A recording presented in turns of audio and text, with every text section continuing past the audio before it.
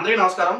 ఇవాళ మనతో senior advocate Kalanithi Sanjeev Kumar గారు మనతో ఉన్నారు. ఇవాళ మార్నింగ్ జగన్ గారి క్యాంప్ ఆఫీస్ ని కూల్ చేయడం జరిగింది. ఒకసారి దాని గురించి సంజీవ్ కుమార్ గారి అనాలిసిస్ ఏంటో వారిని తెలుసుకుందాం. Hello sir. నమస్కారం సార్, 2019లో జగన్ గారి అధికారం వచ్చినప్పుడు ప్రజావేదిక కూల్చివేతతో ఆయన పరిపాలన అనేది ప్రారంభం జరిగింది. మరి ఇవాళ మార్నింగ్ మనం చూసుకున్నట్లయితే జగన్ గారి క్యాంప్ ఆఫీస్ ని సిఆర్డీ అధికారులు అక్కడ కూల్చేయడం జరిగింది. చాలా మంది ఏదో కక్ష సాధింపు రాజకీయాలు మళ్ళీ స్టార్ట్ చేశారు అంటున్నారు. మరి ఏంటి, అది లీగల్ గా కూల్చారా? మరి ఏంటి, దాని గురించి ఏమంటారు సార్?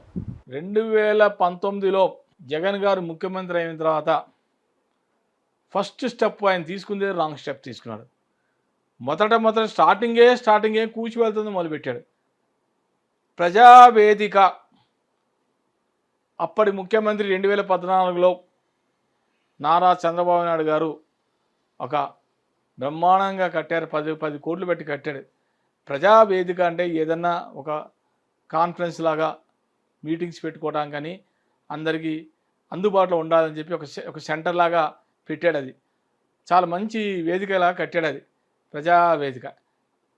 అది కూల్చటం ఈయన ఎప్పుడైతే మొదలుపెట్టాడో అప్పటించే ఆయనకి డౌన్ఫాల్ స్టార్ట్ అయినగా.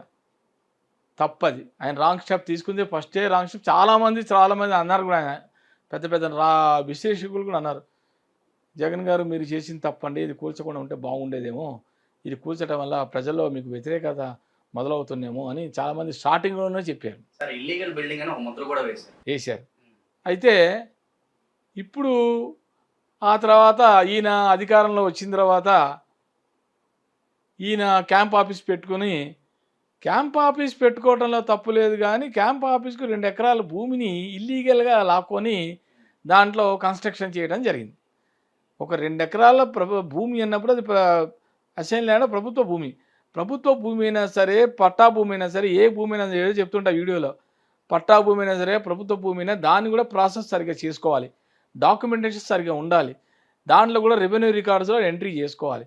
ఈ 2 ఎకరాల భూమి ఇది ప్రజా ఆఫీస్ కోసం కడుతున్నాము, ఒక జియో లాగా పాస్ చేసుకొని రికార్డ్స్ లాగా తయారు చేసి ఉంటే ఇది వైఎస్ఆర్పి ప్రాపర్టీ అని చెప్పి పొలిటికల్ పార్టీ కోసం కట్టిన అని రికార్డ్ లాగా చేసుకుని కొన్నట్టుగా చూపించి ఉంటే వేరేగా ఉండేది.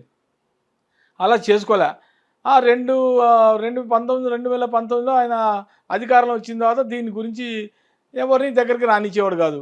ఆ ఏరియాలో పోలీసు ఎక్కువ, ఎవరికైనా భయమే కదా, అక్కడికి వెళ్ళాలంటే ధైర్యం చాలదు.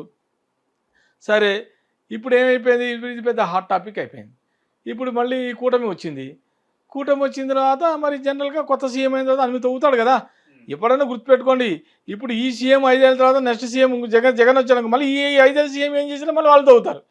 ఎన్ని జీవోలు పాస్ చేశాడు, ఏ జీవోలు ఎంత కరెక్ట్ చేశాడు, ఎన్ని రాంగ్ చేశాడు అని మళ్ళీ వాళ్ళు తవ్వుతారు. అది కామన్, అది ఎవరైనా చేసే కామన్. అది ఇప్పుడు ఏమైంది, మొత్తం మళ్ళీ ఈయన స్టార్ట్ చేశాడు. ఫస్ట్ స్టెప్ ఏం చేశాడు ఈయన, ఈ యొక్క వీళ్ళు కట్టిన ఆఫీసు, వైఎస్ఆర్పీ ఆఫీసు, క్యాంప్ ఆఫీసుని డిమాలిష్ చేయడం మొదలైంది. 3-4 బుల్డో ప్రొక్లెన్స్ తీసుకొచ్చారు, కూలగొట్టడం టీవీలో కూడా మనం క్లారిటీగా చూసాం. ఎందుకు కూలగొట్టారు, అవి ఇల్లీగల్గా ఉన్నాయి. ఇల్లీగల్గా ఉంటే మరి ప్రజా ధనం కదా, ప్రజలది కదా, అది ప్రజలది భూములు ఉన్నప్పుడు నువ్వు అలా చేయకూడదు కదా, ప్రాపర్గా చేసుకోవాలి కదా. మరి నువ్వు 5 ఏళ్ళు అధికారులు ఉన్నప్పుడు దానికి తెలియదు, దానికి ఎంత జాగ్రత్త చేసుకోవాలి, ఎంత డిప్లొమా, రేపొద్దున మా గవర్నమెంట్ ఉంటుందో ఉండదు. వీళ్ళకి ఏమైందంటే ఓవర్ కాన్ఫిడెన్స్ అయిపోయింది. నెక్స్ట్ ఇప్పుడు 151 ఎమ్మెల్యేలు రాగానే ఆయన ఏమైపోయినా, నాకు ప్రజలు నన్ను పట్టం కట్టారు, నెక్స్ట్ టైం కూడా నేనే వస్తాను, వై నాట్ 175 పైన ఆయన ఆ కాన్సెప్ట్లో ఆయన పోయాడు. కానీ వై నాట్ 175 పైన జోక్గా సీరియస్గా అన్నాడా, జోక్గా అన్నాడా ఎవరికి తెలియదు. అది మరి అంత కాన్ఫిడెన్స్కి ఎందుకన్నా నాకైతే అర్థం కాలే. సో మొత్తానికి ఏదైతే అయింది, ఆయన బిడ్చి కొట్టినది అనుకున్నాడు పాపం ఆయన. కాకపోతే బటన్ నొక్కాడు, కానీ బటన్ నొక్కిన తర్వాత ఆయనకున్న ఎమ్మెల్యేలకి సరిగ్గా చెప్పలే ఆయన.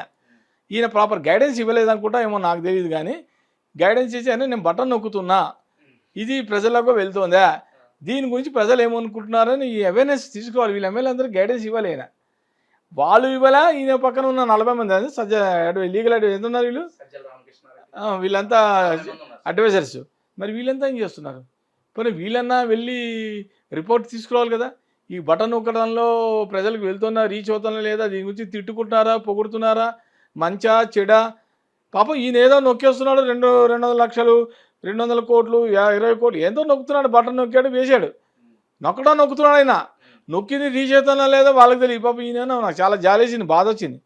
మన ఇంటర్వ్యూ ఓడిపోయిన తర్వాత అన్నాడు ఆయన, నేను ఇంత మంచి చేస్తే అవ్వలు ఎక్కడ పోయారు, అక్కలు ఎక్కడ పోయారు, తాతలు ఎక్కడ పోయారు, వీళ్ళు ఎక్కడ పోయారు, వాళ్ళు ఎక్కడ పోయారు, వాళ్ళంతా ఏరి అని చాలా నేనే బాధపడ్డా. చేశాడు పాపం, కానీ అది ప్రజలను రీచ్ అవ్వలేదంటే వీళ్ళు ప్రాపర్ అడ్వైజర్స్ మరి ఆయనకి దృష్టికి తీసుకెళ్ళాలి, దాంతో దెబ్బతిన్నాడు. కాబట్టి ఇది కక్ష సాధింపు అనేది నేను అనుకోను. ఇది చేసిన తప్పుల్ని క్లియర్ చేస్తున్నారు. ఇప్పుడు ఆయన తాడేపల్లి ఆఫీస్ దగ్గర రోడ్డుని కబ్జా చేశారు. జనాన్ని వెళ్ళనీయకుండా చుట్టూ తిరిగి వెళ్ళమన్నాడు తప్ప పోలీసుని పెట్టేశాడు. ఇప్పుడు నువ్వు ఈ రూట్లో వెళ్తావు, నువ్వు 5 నిమిషాలు వెళ్తావు. ఈ రూట్ని బ్లాక్ చేస్తే నీకు వెనక నుంచి తిరగాలంటే గంట పడుతుంది. ఆఫీస్కి వెళ్ళే వాళ్ళు ఉంటారు, కోర్టుకు వెళ్ళే వాళ్ళు ఉంటారు, అందరికీ ఇబ్బంది కదా.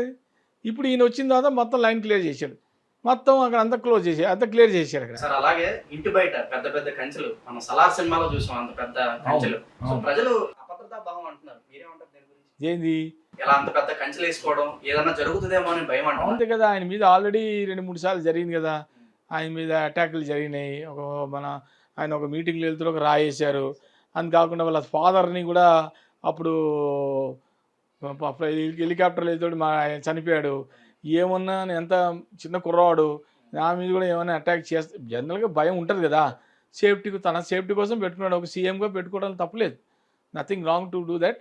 బట్ ఇప్పుడు అది తీసేశారు. అది కంచెలు అలాగే ఉన్నాయి సార్. అలాగే 30 మందిని ప్రైవేట్ సెక్యూరిటీ కూడా పెట్టుకుంటాడు ఆయన. మరి ఆయన ఇంపార్టెంట్ కదా, డబ్బు సంపాదించుకున్నాడు. ఇప్పుడు ఆయనకి సెక్యూరిటీ ఇంపార్టెంట్. గవర్నమెంట్ సెక్యూరిటీ ఇవ్వదు. ఎందుకు ఇస్తుంది గవర్నమెంట్? ఇస్తే మళ్ళీ వాళ్ళకి జీతాలు గవర్నమెంట్ ఇవ్వాలి. నువ్వు ఒక అపోజిషన్ పార్టీ అయి ఉంటే, అపోజిషన్ లీడర్ అయి ఉంటే అప్పుడు కంపల్సరీ సెక్యూరిటీ ఇవ్వాలి నామ్స్ ప్రకారం. అపోజిషన్ అవ్వలేగా, నువ్వు లీడర్ అవ్వలేగా, అది కూడా రాలేగా. నీకు ఆ ఫిగర్ కూడా రాలేదు. 2023 ఎంత రావాలి ఆపోజిషన్ లీడర్ అవ్వాలంటే. అది రీచ్ అవ్వలేదు కదా. 11కి పడిపోయాడు కదా, దానివల్ల సెక్యూరిటీ మొత్తం పోయింది.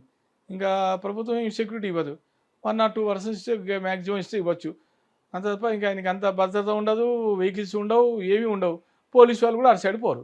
అది నేను అమరావతికి చాలాసార్లు వెళ్ళాను. ఎప్పుడు వెళ్ళినా పాపం చంద్రబాబు గారు సీఎం, ఇప్పుడు ఎక్స్-సీఎం అయినప్పుడు అక్కడ అదే రూట్లోంచి దాటి వచ్చేవాను, నేను క్రాస్ అయ్యి వచ్చేవాను. 2 కానిస్టేబుల్స్ అక్కడ. ఎక్స్-సీఎం అంటే 2 కానిస్టేబుల్ బయట నించిన వాళ్ళు సెక్యూరిటీ. అలాంటి ఇప్పుడు మళ్ళీ సీఎం అయ్యాడు, వెంటనే అక్కడ పుట్టలు సీఎం పోలీసు వాళ్ళు. అది కామన్. అది అధికారులు ఉంటే ఒక రకం, అధికారులు అయితే ఒక రకం. ఓకే సార్, మొత్తానికి క్యాంప్ కార్యాలయం అనేది చట్టపరంగానే కూల్చేస్తున్నారు అంటారు. చట్ట ప్రకారంగానే మూదు. ఎందుకంటే వాళ్ళు చెప్తున్నారు కదా ఇల్లీగల్ అని అంటున్నారు కదా. ఈ ఇల్లీగల్ చేసుకునే అధికారం సిఆర్డీఏ వాళ్ళకి ఆ పవర్స్ ఉన్నాయి. సిఆర్డీఏ ఏదైనా సరే ఇల్లీగల్గా కన్స్ట్రక్షన్ చేస్తే డిమాలిష్ చేసే ఆస్కారం అధికారులు. లేకపోతే వీళ్ళు కోర్టు పైన ఏం గెలవరు. కోర్టు పోవాలన్నా నీ దగ్గర ప్రాపర్ ఎవిడెన్స్ ఉండాలి, ప్రాపర్ డాక్యుమెంట్స్ ఉండాలి. ఇది నేను కష్టపడి కట్టుకున్న ఆఫీస్ ఇది దీన్ని లీగల్గా ఉన్నది నా దగ్గర అని చెప్తే కోర్టులో వీళ్ళే గెలుస్తారు. రేపొద్దున మళ్ళీ కన్స్ట్రక్షన్ చేసుకోవచ్చు. మరి లేదు కదా, ఇల్లీగల్ అనేది చెప్పి డిమాలిష్ చేశారు. లేకపోతే ఎందుకు అన్ని 1 లక్షలు కోట్లు పెట్టి డిమాలిష్ వీల్మెంట్కి ఎందుకు చేస్తారు? ఆధారాలు లేకపోతే చేయరు కదా. అది అన్ని చూసే చేశారు. అది. సో మొత్తానికి ఇది కళానిధి గారితో జగన్ గారి క్యాంప్ ఆఫీస్ కూల్చివేతపై మన డిస్కషన్. మరిన్ని వీడియోస్తో ముందు మళ్ళీ కలుద్దాం. కంటెంట్ నచ్చితే please like, share and subscribe our channel.